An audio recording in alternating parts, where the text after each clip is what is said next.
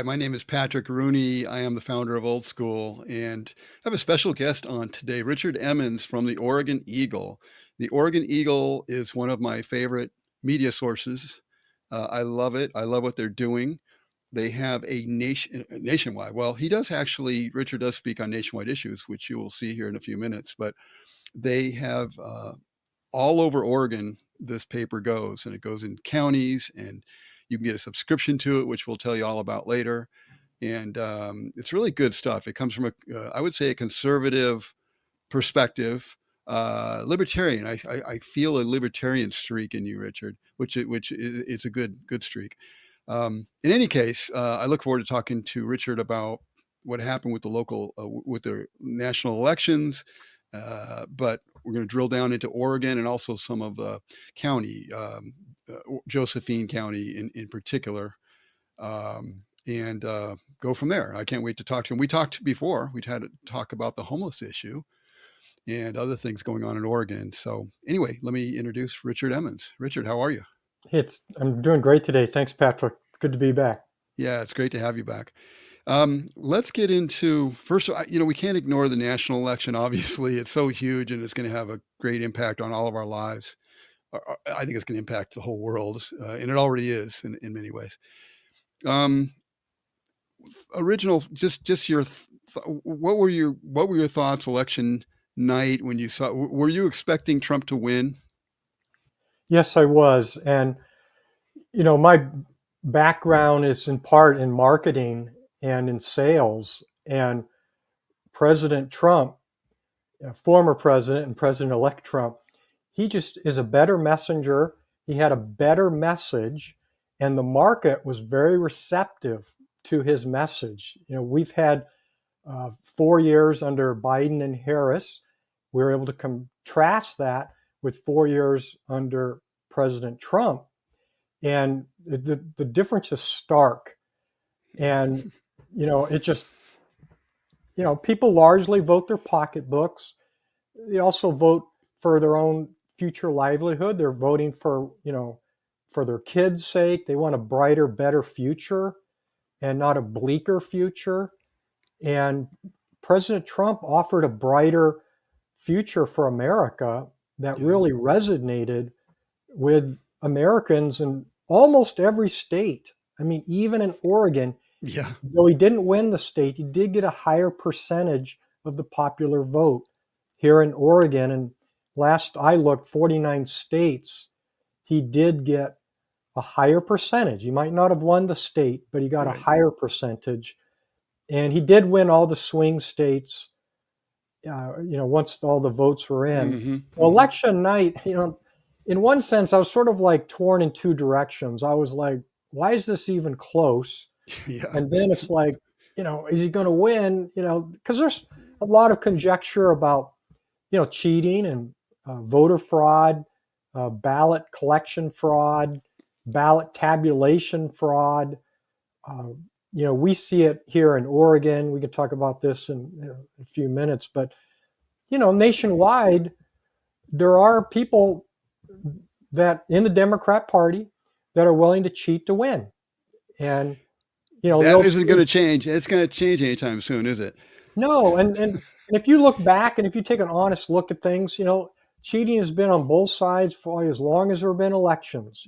However, that the other side, the Democrat side, they've really gotten this into a fine art. And we see it with how many states don't require voter ID to vote Yeah, or voter ID to register. They don't clean up the voter rolls like they should. And we see a contrast between a state like Florida, which counted all their ballots in about 2 hours, yeah, I and saw they that. were done, in a state like Arizona, where it drags on 4 or 5 days. Yeah, And that's that just very concerned. stinks. I'm glad that they showed. I'm glad that that was in the national spotlight. It can't hurt to show. I mean, Nevada was taking days. Arizona was, of course, taking days. Certain, there's counties, infamous counties like Maricopa County and things like that in Arizona. When did the cheating start? You said it happened from both sides, and I don't doubt that. I mean, human nature is what it is. But when did it really start being a Democrat mostly issue? Is it Gore around that time, or is it before that? Well, arguably, you can go back to 1960, Nixon versus Kennedy, Hmm. and Kennedy picked Senator Johnson, Lyndon Baines Johnson, senator from Texas, to win Texas, Mm. one way or another. Chicago, one way or another. And, Nixon, at the time, he was Vice President Nixon. I mean, he chose not to contest it for the sake of the country. There's a lot, but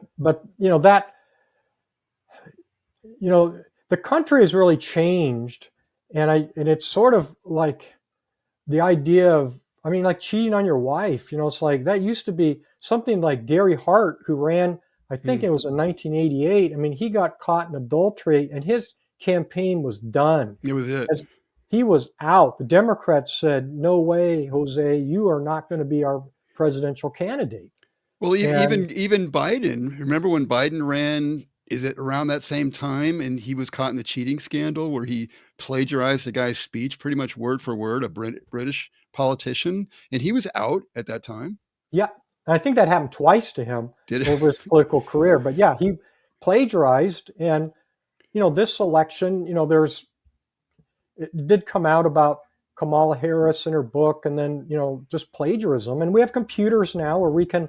It's a lot easier to check for plagiarism, Yeah. and that might have had something to do with her loss. Again, if the flip side of President Trump having a strong message, and he's a very strong communicator, and the political marketplace, they were hungry for his message. I mean, he won in Hispanics and in blacks, and virtually every category except for more affluent single women.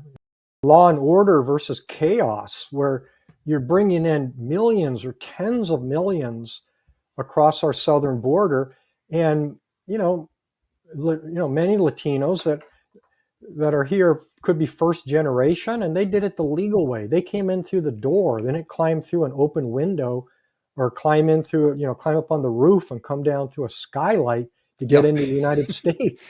And they're when people that come in legally, they had to work hard and take two jobs. I mean, I remember growing up in Orange County in the 1970s with the Vietnamese boat people made it Mm, into Orange County, and right. you had physicians, doctors working as janitors because they were working hard to get their medical license, transferred or approved, but they were willing to work hard.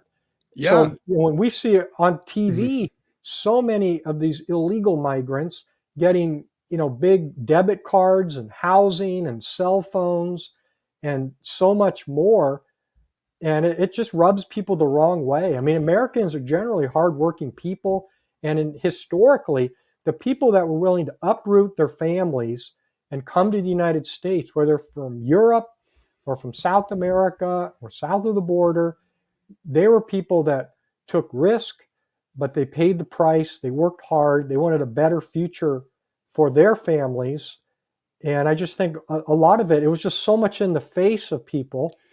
Yeah. And it That's just, what so that's what's so surprising. Well, there's like a certain reality base that now we all, I guess, as human beings, think that we see reality better than others. I said that's a weakness, I suppose, of human beings in general. But I think that we're pretty on point here, at least some of us on the conservative side of things or Republican side of things.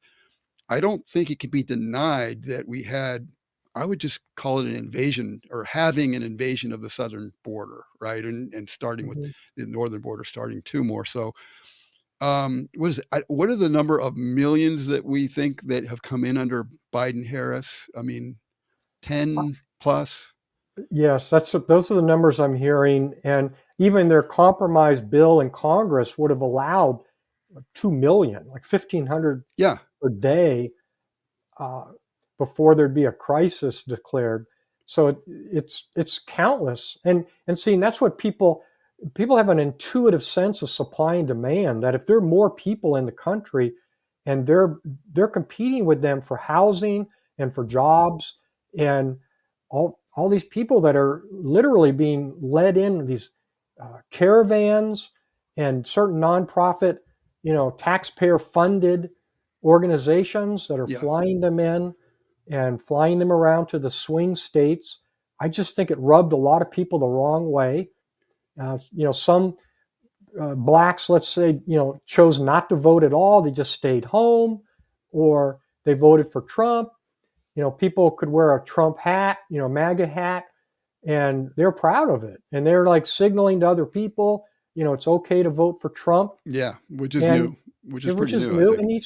And Trump is, for all of his wealth, and I know there's so much bravado and so forth, but he can talk to people like a regular Yeah. person.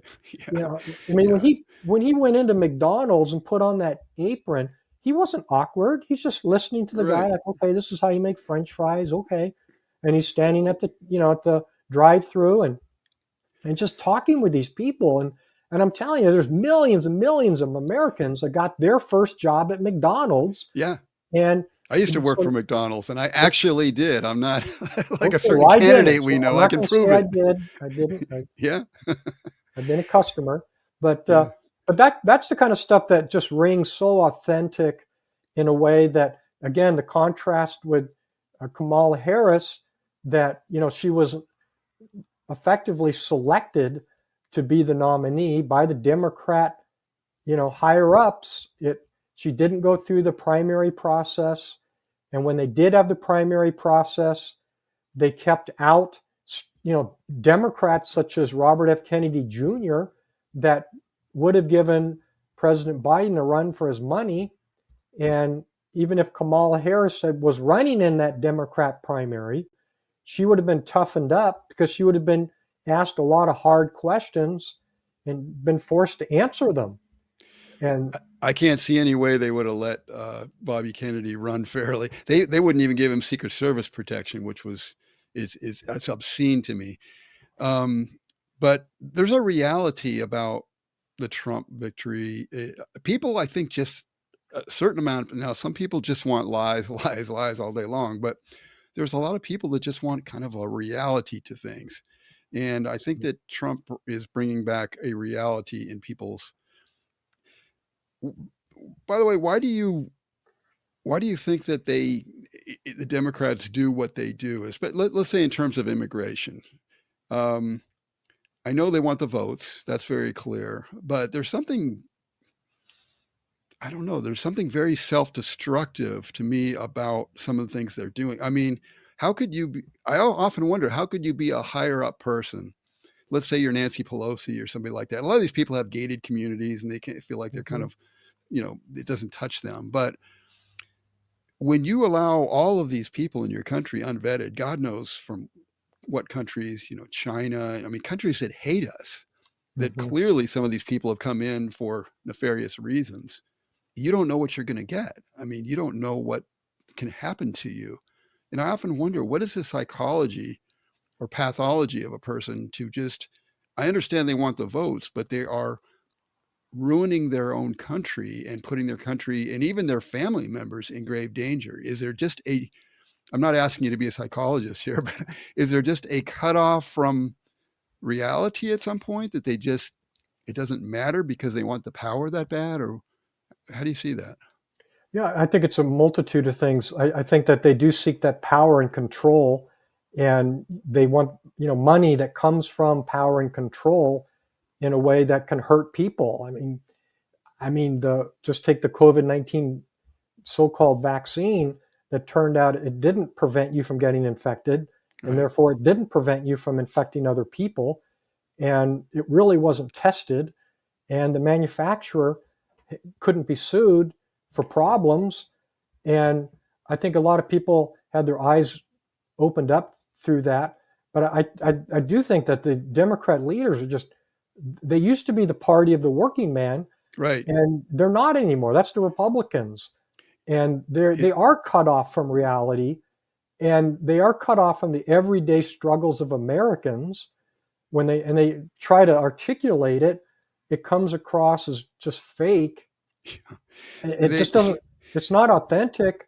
I think that, well, we look back to uh, 2020, the summer of hate in Portland, and they allowed all that rioting to happen, and they allowed buildings to have their front, paint, plate glass windows to get shattered and looted, and it was like, what?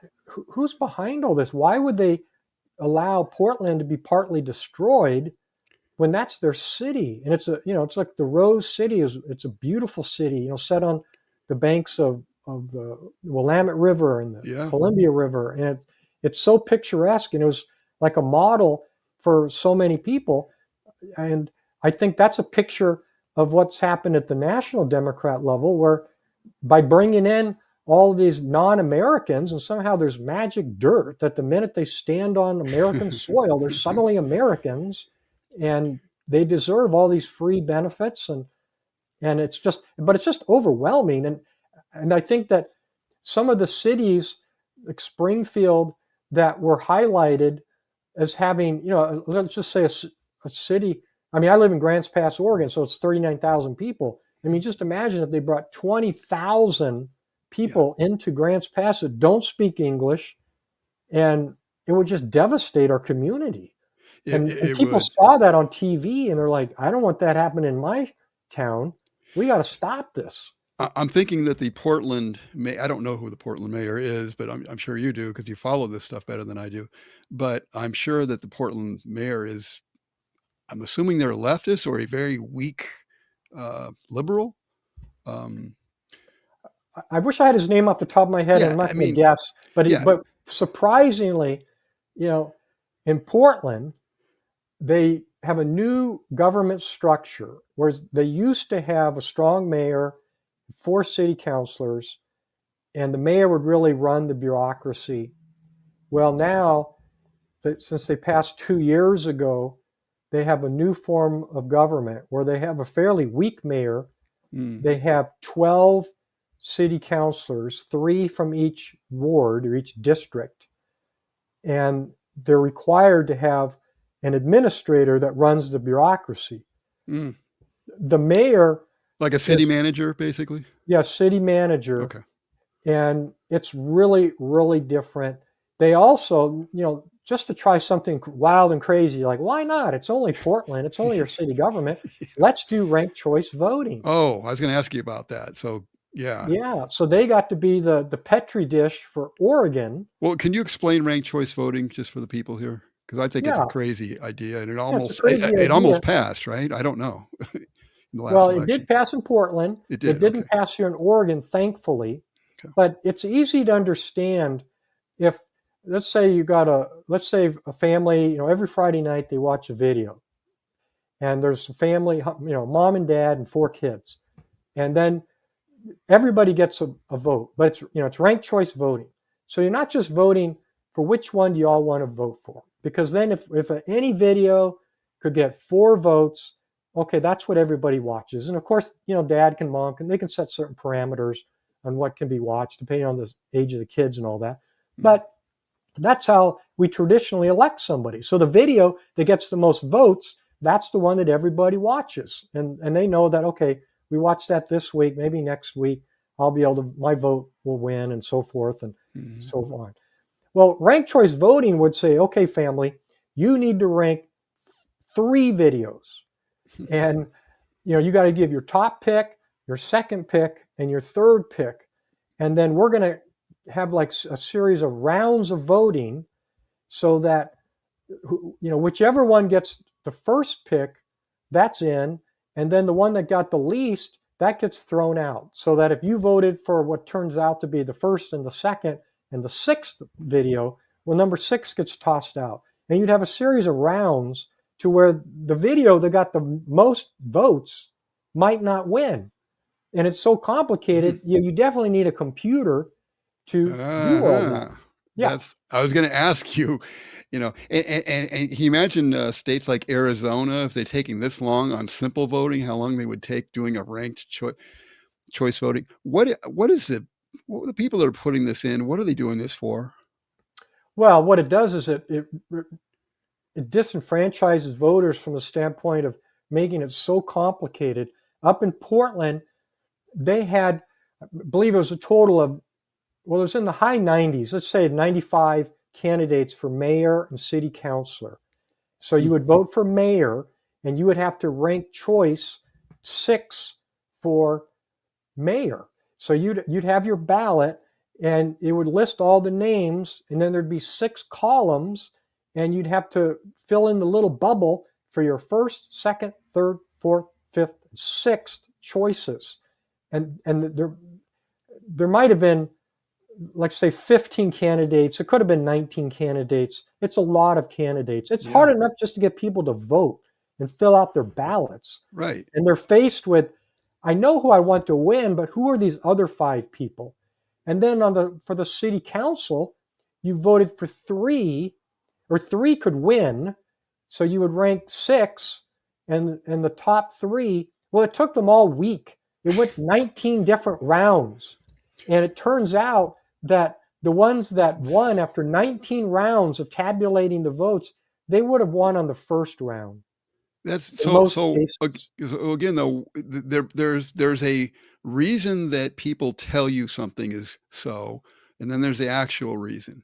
Okay, the Um, actual reason, yeah. and I've been told by this, by he's a Senate, a Oregon Senate chief of staff, or maybe a, First of all, what's the stated I still don't understand the stated reason. Are they saying it's more fair or more oh, you getting get more more people choice. involved? Like, why More should you be choice. limited to only, voting Okay. for Trump? Well, you can Okay. vote for Trump, and you can, the Green Party and the Libertarian candidate, and then, Okay. oh yeah, and Kamala Harris, you can rank her like, say, number 4, Okay.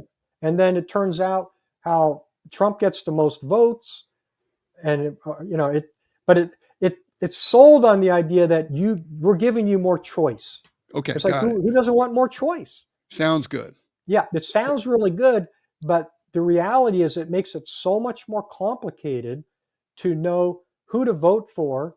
And then there's a strategy to where in Alaska 2 years ago, Sarah Palin didn't win, the congressional seat because the Republican vote was split and somebody else got the seat. I believe it was a Democrat. And then this year, this election, they tried to repeal it. And the last time I checked, it was too close to call, but they're trying to get rid of ranked choice voting. The director of elections from Multnomah County, which is Portland, he stated that don't rank anyone you don't want to win. So it's Yeah. like that was his rule. He's not political, but Right. he's saying don't rank anyone you don't want to win.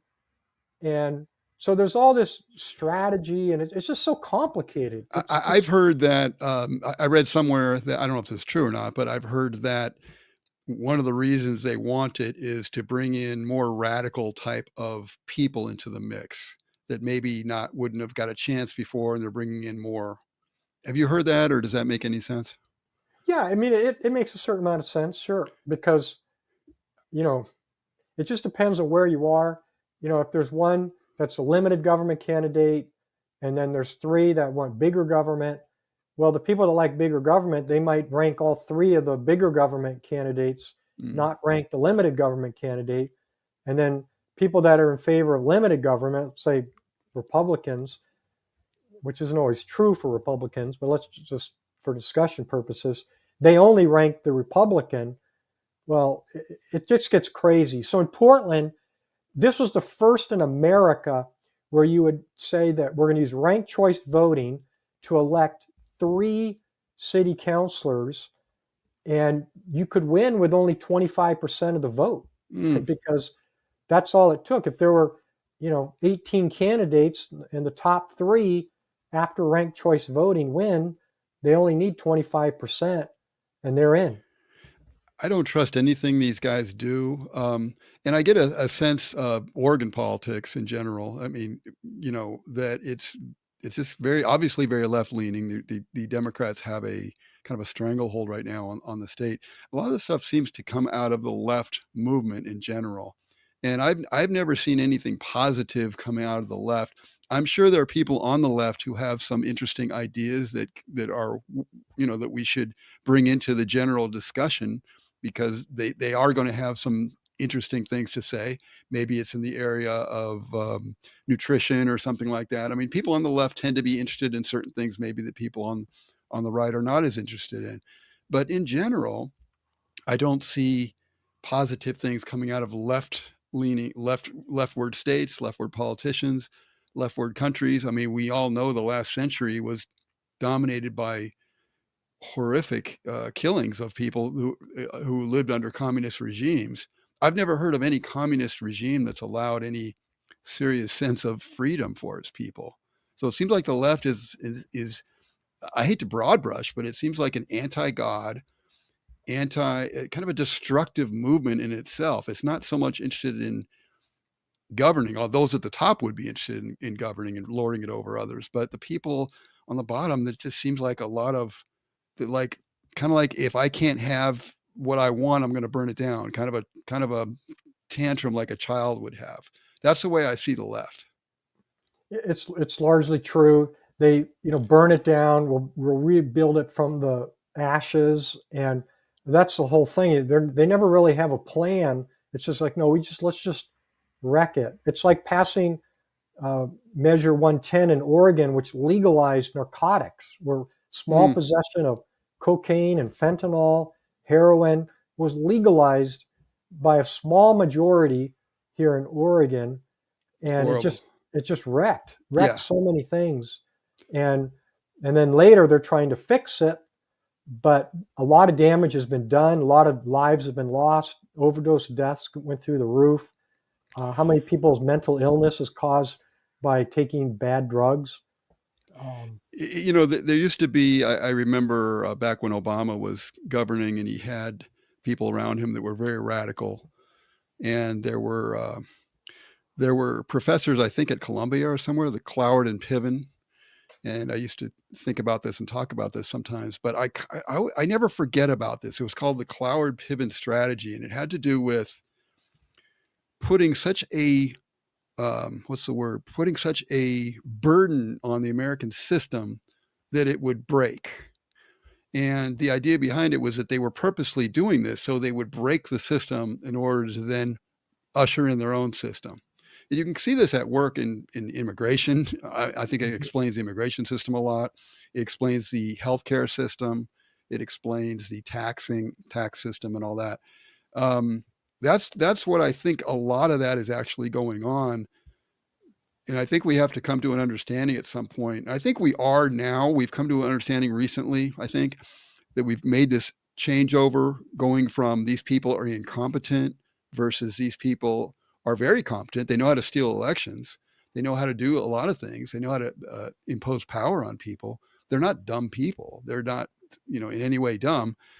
That what they're doing, a lot of them, is by design. They are actually wanting to, and I think you see this in Portland and maybe statewide government in general in Oregon, that they are trying to break the system down so they can usher in their own, whatever that is, socialist utopia, let's call it. yeah, I mean, the progressive dreams of the 1880s through the 1910s. They this idea that you centralize power and then put experts in charge of the economy and of the schools and of every other area of life and society. It's essentially the state becomes society rather than just being a small portion of society, Right. in charge of law enforcement, criminal justice. Right. That it just leaves the wreckage behind us. It's why I'm hopeful with the reelection of President Trump that we're going to have brighter days ahead in America, because all of the federal bureaucracies, they're all full of leaders and the staffers, the bureaucrats that think that they know best and they can tell us, how to run our businesses and how to teach our kids, and it goes on and on and It on. does. It does. And Yeah. yeah, and Trump is bringing in a team of people that says, no, we think differently. We want to decentralize things and cut down the size of these bureaucracies to what Congress has actually passed into law, not what some bureaucratic agency came up with. And Yeah. I That want to get gives to me a that. lot of hope. I Yeah. want to ask you about that in a minute here. And one thing I want to do, we're talking with Richard Emmons, editor, I don't know what your title is, editor and publisher of the Oregon Eagle. Thank you. And I want to show, this is his website. And in fact, you've got on here right at the top, Trump announces major protections. I want to ask you about this too. There's a lot of stuff I want to ask you about. Yeah. I'm Uh, not seeing it right now. oh, you're Should I not be seeing it. seeing it? Okay, Yeah. you're not seeing it on yours. It's showing up on the screen, but for some reason Okay. you're not seeing it. But it's on That's our okay. screen. Trump announced the Oregon Eagle, by the way, it's OregonEagle.com. And you can subscribe to that and just go to the OregonEagle.com and subscribe to the paper. And I highly suggest that you do. If you live in Oregon, and you're conservative or even open-minded, you don't have to be conservative. Just have an open mind. I think it's a slam dunk that you should subscribe to this paper. So, yeah, at the top you've got Trump announces major protections for free speech on social media platforms, college campuses, and the federal government. That was a mind blower, by the way. I'm showing people your website right now. You did. I saw something there that you have a. I think if people subscribe, they can get um, a publication that you did on how Oregon, going back to the history of Oregon and its kind of left politics, that they would see that publication as well. Yeah. It's a book written by Murray Rothbard, and it's called The Progressive Era. Mm. And it really shows, back, in the 1880s and 90s and into the teens, how the progressives really took hold in America.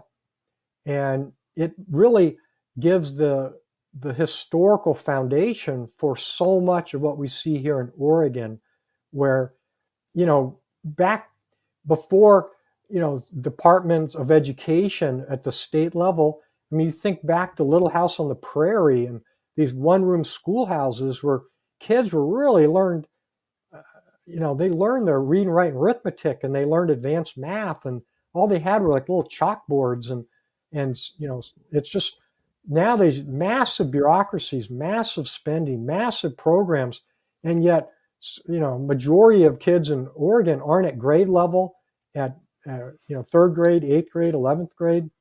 They're So not learning their math facts. They don't learn cursive writing, that's so they terrible. can't read the Constitution or the Declaration of Independence that was written in Yeah, longhand. you're right. And yeah, so So they, but it is a free bonus that comes along with your oh, subscription. that's awesome. Yeah, just go to the Oregon Eagle, OregonEagle.com. Here we go. I don't know if you can see that either on your screen, but I just Yep. put it up for you.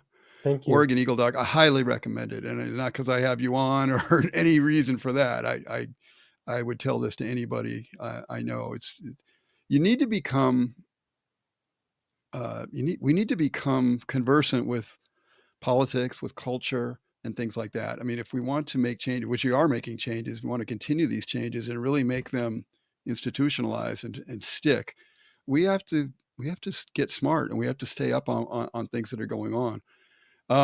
When so this started way back, progressiveness in Oregon. I was going to ask you, where did this kind of how did this progressive is that's how it came in, and then how was it showing itself really far back in Oregon, and why Oregon? Why did Oregon in particular go left where other places didn't? Well, one of the reasons is that we're a relatively newer state. I mean, 1859, wasn't 1776. You had Teddy Roosevelt, who came up with the idea of national parks and the idea that land shouldn't be held by private property owners, but would be better managed by the federal government. We have vast tracts. I mean, 53% of Oregon is federally managed. And that's Fifty-three not, that's percent of the 53%. I mean, Oregon still has 92% of the forest land that it had back in, 1850. I mean, the trees keep growing whether we cut them or not, unless we burn them down. And Oregon, so Oregon's different. We're a lower population state than we would be Right. otherwise So they're because, easier to control because we have less population. Is that one reason? yeah, that's one reason. It, wasn't a kind of a destination, a tourist destination for people from back east where they could, fly out and, go down the Rogue River, and, enjoy the beauty. And it is beautiful. It's just the way Oregon is. We suffer from that and this mentality that, centralized power. Don't trust the American people. Don't trust Oregonians to make better decisions at the family or farm or business level, but we'll make the decisions in Salem. And, we can look all around us and see the results of that. Yeah. And it ain't pretty. And they lock their gains in, I would say, through things like mail-in ballots, which I just hate, and I would love to see some movement to get rid of these. I think it's they're just so easy to cheat, for lack of a better term. That's not the way, in my mind, we're supposed to be voting. We're supposed to be going into on an election day. We've gone into this election season now. I was going to ask you about that too. We election day. You know, checking ID, which should be the most obvious. Nobody has an argument against this, by the way. I've never heard anyone have any argument against voter ID. And the states that Trump won, that I heard, all required voter ID, and states that Kamala Harris won did not require voter ID. Is that true? Yeah, that's what I read this. I mean, I'm reading updated reports on that, and it just gets more and more true. I mean, look, get back to the family voting for Friday Night Video. I mean, if you had to mail a postcard, put it on your three choices for Friday Night Video, and then drop it in the mail, Yeah, and then I mean, it's like, how do you know your right. who's filling out that postcard? Did Big Brother fill out Little Brother's postcard and then drop it in the mail? I mean, Yeah. you wouldn't do that at a family level. Why would we do it at a state level when you simply cannot control who is filling out that ballot and So dropping it in the mail? There's just, you can't certify the election because there's no chain of custody right. on that ballot. Once they drop it in the mail to mail it to the place of residence of that voter, they could be deceased, they could have moved to Texas, but a ballot is still going to get mailed to their house or their apartment or their college dorm room, So wherever so they where happen to go. so did this come in because we had they start with a huge number of Democrats running things, and then they pushed in mail. How did mail-in balloting even start in the state? Well, it started gradually, and for many years, you had a balance between a Republican controlled Oregon Senate and Oregon House and a Democrat governor. And there was back and forth, there was negotiating. And we've been dominated by Democrats for decades. We haven't elected a Republican governor since 1987. Wow. Yeah, it's been that long. And, positions uh, like attorney general, it's been since 1993, treasurer, 1993, secretary of state in Oregon. We did have uh, Dennis Richardson elected in 2016. So there was a 4-year break. Unfortunately, he passed away of brain cancer 3 years into his term, so he couldn't run for reelection. But apart from those 4 years, it's been since like 1985 since you had a Republican Secretary of State, and the Secretary of State overlooks the Right, the ballots. election process. That is And so it's been, crucial. How did the state? I know that the Democrat got in again. Was it close or a wipeout for Secretary of State this time? it wasn't as close as it should have been, but the Democrats won the three statewide offices in the mid 50s, and the Republicans got in the mid 40s. So it was roughly Okay. 55 to 45%.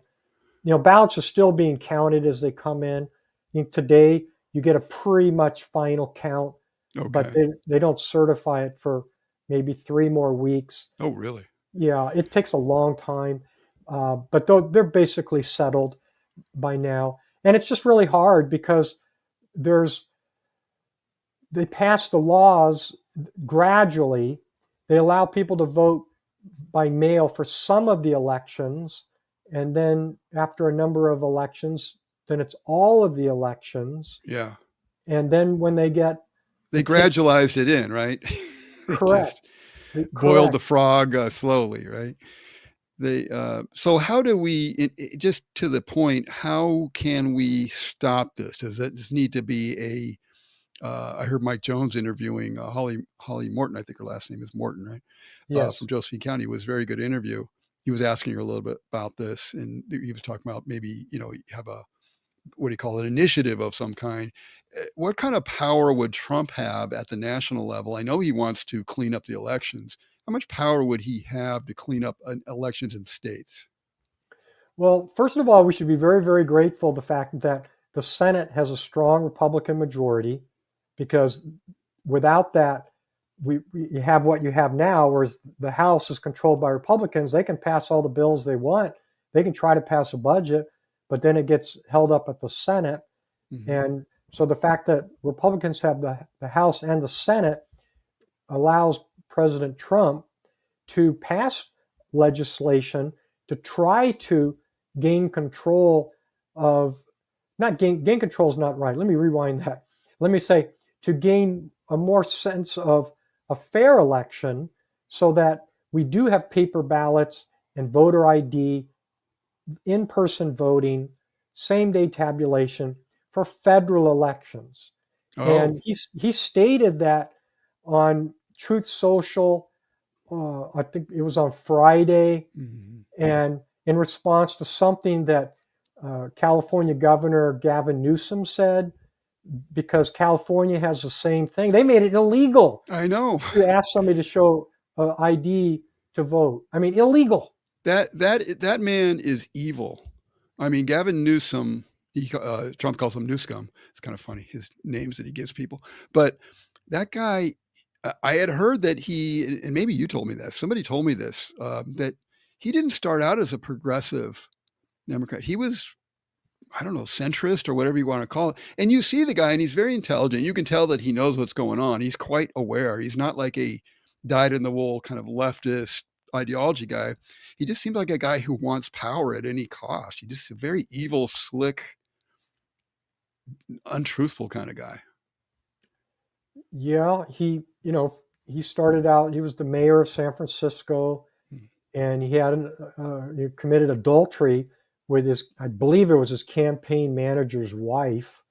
So he had to, there's video of him That's doing his very mea common. It sounds culpa. like with Kamala Harris's husband doing something similar. It's just a mess. I mean, it's just moral debauchery, Yeah. and they want to lead us, and they know what's best, and they can look in the camera, but uh, but there's pushback because President Trump, he's had 4 years to prepare for this, Yes. and there's weird stuff, in terms of the number of people that voted in 2020 compared to the elections before that and compared to 2024. You know, they say, numbers don't lie, figures don't lie, but liars figure. And when you look Right. at the numbers of voters, there's just stuff that doesn't add up. And In the Trump, millions. I had this. I was going to put it up, but I don't have it at hand right now. But in the millions. I mean, we've got the 26. I think even going back to 2012, 2016, 2020 goes zoop, where all of a sudden there's like, was it 15 to 20 million more votes for Biden, who really he outdid Barack Obama, who was like he had a huge groundswell of people that wanted Barack Obama, even some Republicans. And then a same guy thing who with came, Hillary Clinton. Do you really think that Joe Biden got more votes right. than Hillary Clinton, the first, likely candidate to become a woman president? Um, Yeah, and then all of a sudden it just spikes up, and a lot of it had to do, well, I don't, mail-in ballots, but also the ballot stuffing, obviously, that was watched a lot more carefully this time. But then it just went back to this election, so it was an outlier, right? 2020 was an outlier, and Joe Rogan brought it up. There was a guy that he was interviewing the other day, and they brought it up on there and showed the chart, and there's no answer for that. And I Mm. think I'm really happy with this because I've been talking about election cheating for a long time and interviewed people about this. And it's so clear that there has been, but there's a lot of people who come in and say, well, there's no proof of that. They've never, that no court has ruled, blah, blah, blah. You can say, well, they haven't ruled because they said there wasn't standing to have a ruling, not because of the legitimacy of whether the elections were stolen or not. Mhm. But nevertheless, uh, that's been something that it's easy to say, oh, there's not been any serious election fraud. And even Trump, I think, as great as Trump has done on many things, I think he's kind of fallen down on at least having some basics about the election fraud that he can state if someone asks him. Someone asked him recently, well, I think Joe Rogan did, well, what's the proof of the election fraud? And Trump said, well, there's lots of books written about it and this and that. I know that Trump is not a policy wonk or anything, but I think that everybody, including the president, should have some basic, as they say in the Bible, answer for your faith, have an answer ready kind Mhm. of thing. That they should have a basic answer. But maybe this was a gift from God, what just happened, because it made it so obvious of the cheat that you don't even need to be a wonk of any kind. You just show, here's what happened in 2012, 2016, whoop, goes way up in votes on 2020, and then it goes back. And again, remembering that Joe Biden was the candidate, the man who couldn't bring anybody into, he had several people in a room at best watching him, and he was mostly in his basement. So I think this was something from God that just came out that said, hey, nobody can deny there's some very, very fishy business going on here. Absolutely. That bar chart, you just look at the number of the popular votes and it can't be denied. It's like these are the votes that they counted. And what's the explanation? The best explanation is that they created a lot of phantom votes and they gave probably two-thirds of them to Biden and maybe Yeah. a third of them to Trump, Make it and look then reasonable. made it look kind of reasonable. And the reality is that, see, the flip side of having a powerful federal government that can make our lives miserable and hurt the economy and hurt families and so on and so forth, it can be flipped around and used for something positive. Yes. And our Constitution, if you read it, it does say that one of the reasons for it is to guarantee a Republican form of government, Right. right? And that means Right. that we get to elect our representatives. Yes. And if the states have created an election system that denies us a Republican form of government, then that gives federal grounds for straightening things out at the state level. That's right. That's right. And God willing that we do those things. Um, I want to ask you a little bit about Trump's people that he's putting in. They say that what personnel is policy. You've probably heard that before. Mhm. It makes sense, right? And so there were people like Nikki Haley out there and Mike Pompeo.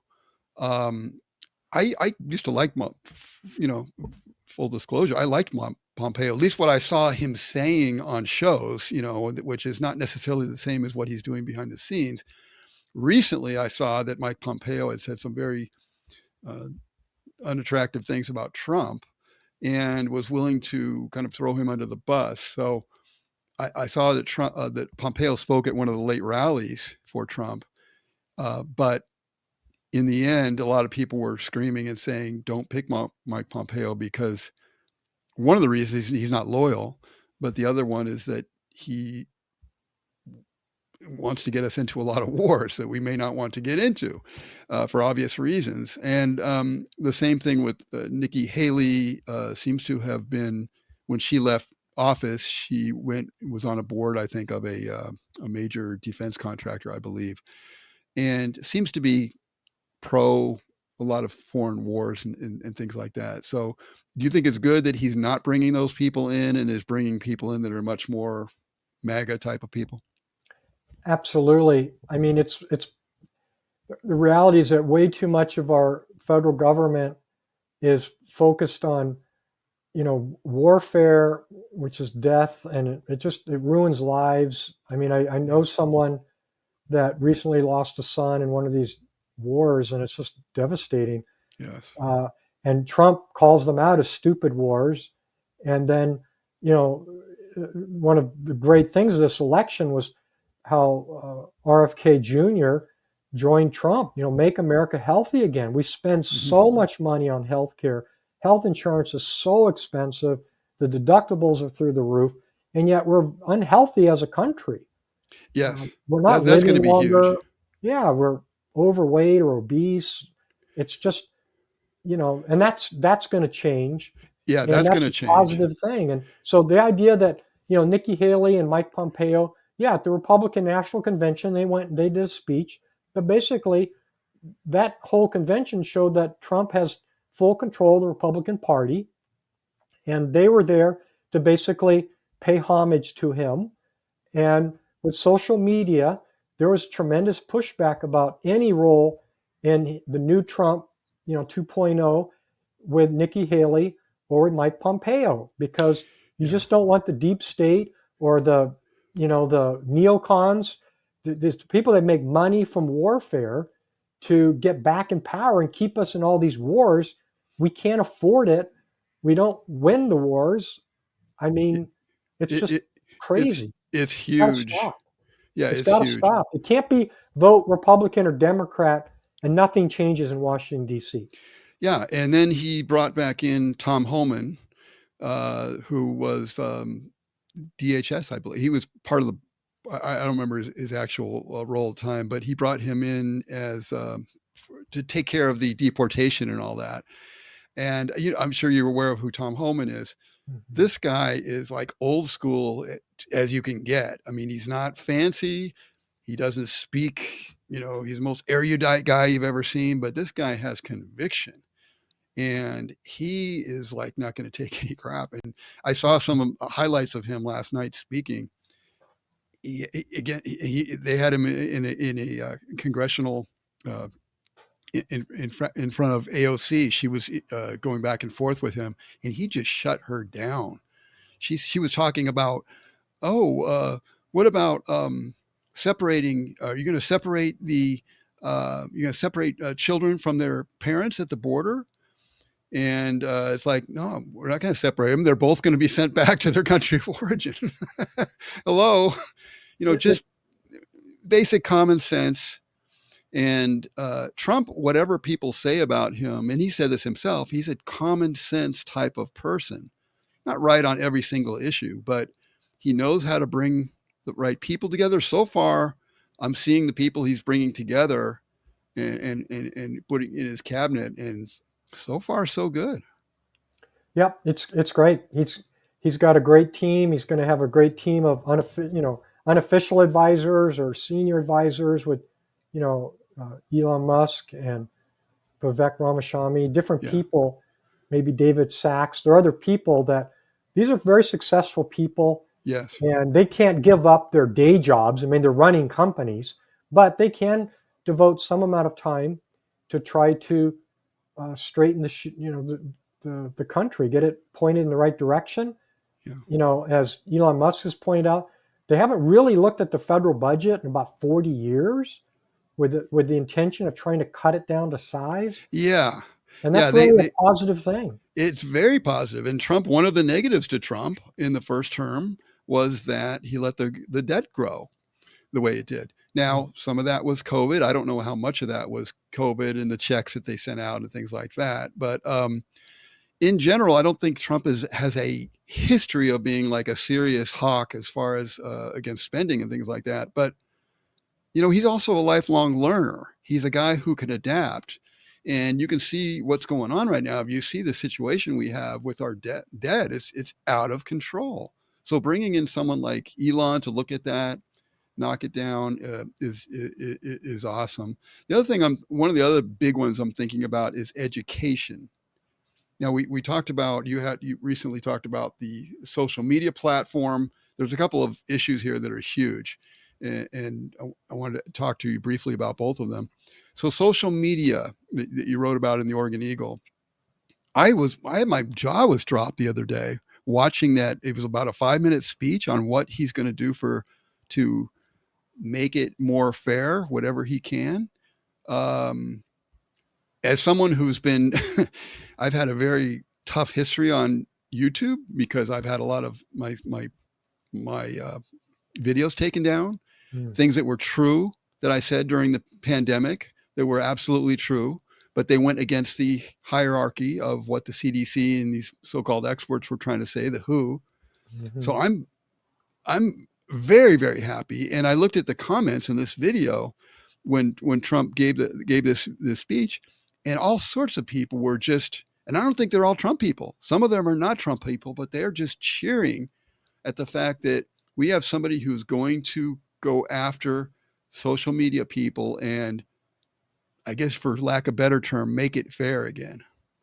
Absolutely. The idea, if they're throttling information, if they're suppressing information, he wants it to stop. They have the ability as a platform.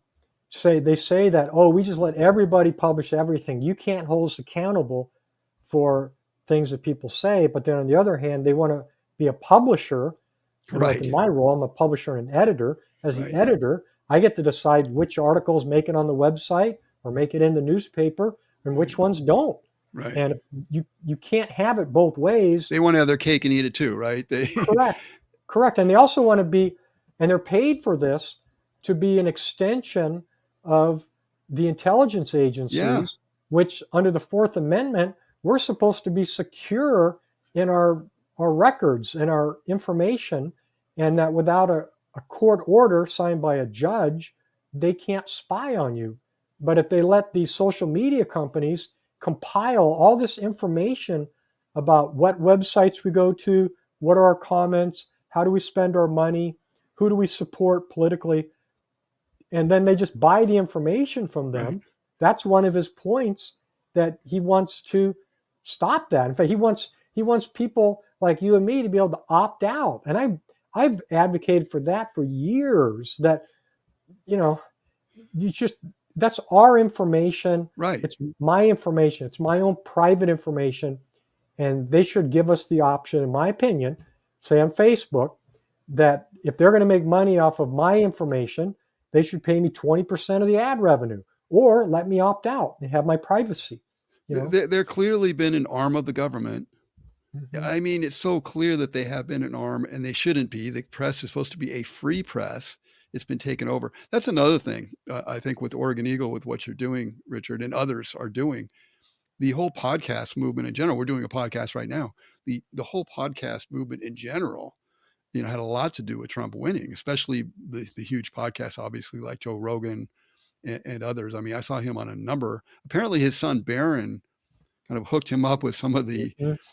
the guy ones that we wouldn't necessarily know about, like an older generation, but those were very helpful too. So, back in the day when I was growing up, you had the basic newspapers, you had the basic CBS, NBC, ABC news. You didn't have 24-hour news, by the way. You just had it on 6 and 11 at night, or 5, 6 and 11, whatever it was. Mm-hmm. But those were gatekeepers. They were gatekeepers of the information. One thing that's so nice, and especially with Trump saying that he's really going to open this up, I don't think the old guard in the media or whoever they are in general can stand the light of day once actual freedom is used. And I think that's how they've been stopping us in so many ways up until now, is because they've been able to shut us down. But once freedom is allowed to reign, I don't think they have a chance. They are already dying, and I think it's going to accelerate under Trump. I totally agree. Just it goes along with the idea of decentralization. That instead of having centralized news, like as you just described, it's decentralized Yeah, through multitudes of podcasts and social media sites and websites. It's a decentralization of all this information. And that just leads to more freedom because it provides more options. And I think, you know, we'll look back on this. The people that write the history of this is in part 60 Minutes. With what they did with the Kamala Harris interview, Yes. where they took the answer, like, what should we be doing in Ukraine, and cut that answer and then put it in the underneath the question of what should be done in Gaza to replace her word salad. Yeah, yeah. And that made them look terrible. And 60 Minutes is in their news division. It's not in their entertainment Right, division. And the right. only reason we know that is because in a promo of that 60 Minutes episode, the junior producer, editor, they put out the original question and answer, and that people caught them, and then they Mhm. were able to amplify that on social media, talk Yes. about it, and say, look, this is what she really said. This is what showed up on the television show, and it just really hurts their credibility. I mean, it just Yeah. makes it like, how do you trust anything they You say? can't, You just and can't. one of the huge ones, it was Elon Musk taking over X and his change Hmm. from basically a liberal to a pro-Trump guy and a pro-freedom type guy, and, I don't agree with everything that Elon Musk has done, but that's beside the point. A lot of I think the guy's amazing. I mean, how do you not say he's amazing with what he's done with Tesla and SpaceX, what he did with bringing the Trump always talks about it at his rallies, that bringing the rocket ship back into the launching pad. I mean, nobody in the world has done that. This Hmm. guy has earned his keep as a just an uh, amazing inventor and entrepreneur. But what he did with X has been huge. I mean, that by itself, if he did nothing else in his life and just opened up social media the way he has to X, and that doesn't mean it's only for people on the right, it's for No, anybody to come on there, and just state your views and have a conversation. Again, once you open up the freedom, I don't think these people can survive in an atmosphere of freedom at all. correct. Because you put them under sunlight, and suddenly everybody sees every wrinkle, every flaw, every problem, and then people can share it with other people. It's more direct news where they can see it directly, and that's just massive. And Oh, the it's other awesome. big lesson from Elon Musk buying Twitter was how he was able to lay off or like Mm, 80% of the employees because they're all running around doing busy work, spying on right, Americans, and the service is better than ever. And right. that gives a model for all these federal That's agencies right. that maybe we can do without 80% of their employees too. We don't know. I We think we don't can. know. I think we can. Let me. We've talked about a lot of things, and I need to wind down.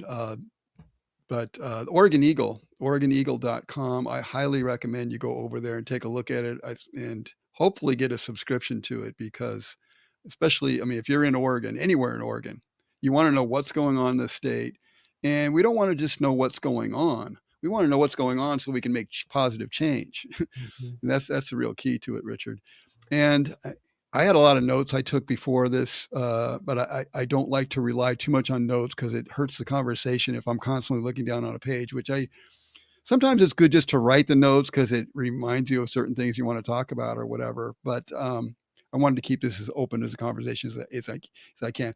And the negative to that is probably there's certain things we don't discuss that maybe I wanted to say or something like that. But I think we got a nice overview of what happened in the election. Are there things that you would want to discuss? I would certainly like to know, as a close, kind of what can we do for the state of Oregon? What are the simple ways? We're already doing it right now in this election. I mean, I didn't even mention that Josephine County, which we're part of here, totally went in a great direction. I mean, Mhm. changed the mayor because we have this homeless crisis that they're not dealing with properly. I think a lot of that is drugs and people who are just kind of coming in and really creating havoc all over the city. There's a whole story on that that I'm not going to get into now, but they have basically tent cities, little mini tent cities all over the city right now. So they Mhm. got rid of the mayor and brought in a new mayor, which seems like a very commonsensical guy to me. And they brought in a slate of candidates, which I think was really smart of Holly Morton and the people in Josephine County Republican Party to put a slate together and say, hey, we're vote for this whole slate here, which they did. So there's 4 new council people in.